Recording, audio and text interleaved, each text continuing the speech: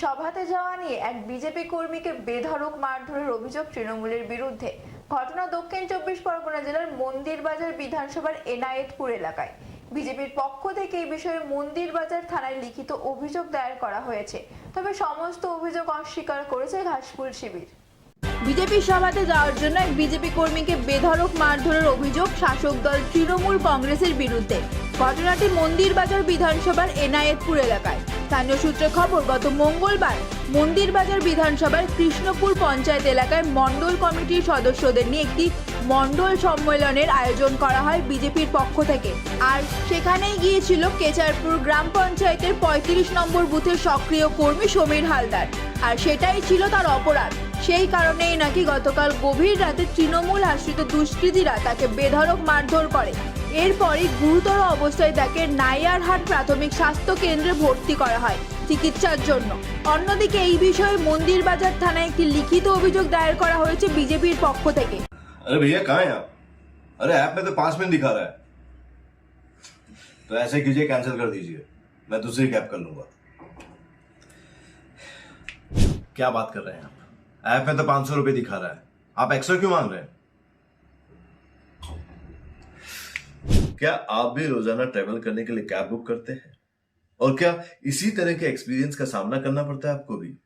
तो आइए, अब इस एक्सपीरियंस को बेटर बनाने का टाइम आ गया है रेडी टू कैब के साथ।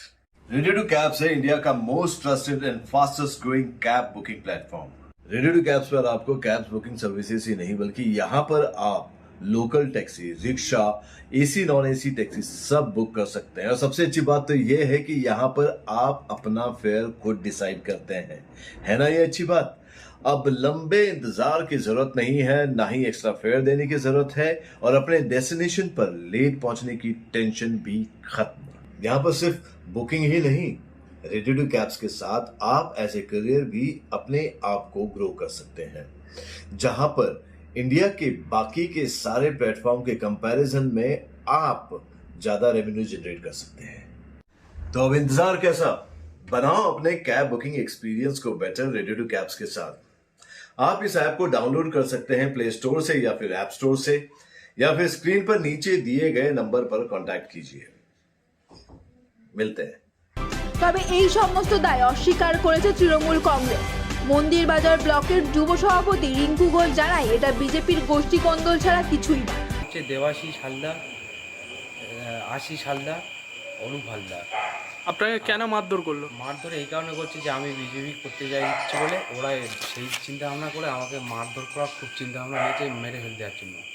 গত 19শে মার্চ মঙ্গলবার আমাদের মণ্ডল সম্মেলনের কার্যক্রম ছিল।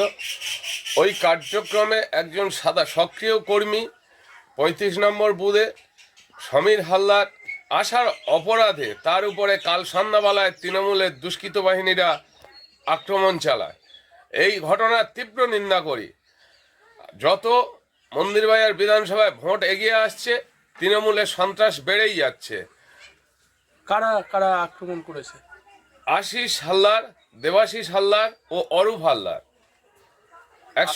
135 নম্বর বুথে। আপনারা থানায় এফআইআর করেছেন? অবশ্যই আমি চাই পুলিশ প্রশাসন সক্রিয়ভাবে কাজ করুক, আর যদি না করে আমরা কিন্তু এর থেকে আরও বৃহত্তর আন্দোলনে নামব। এটা একটা পারিবারিক ঘটনা। পারিবারিক ঘটনাকে রাজনীতিভাবে চালানোর চেষ্টা করছে, কারণ মন্দিরবাজার ব্লক তৃণমূলের শক্ত ঘাঁটি।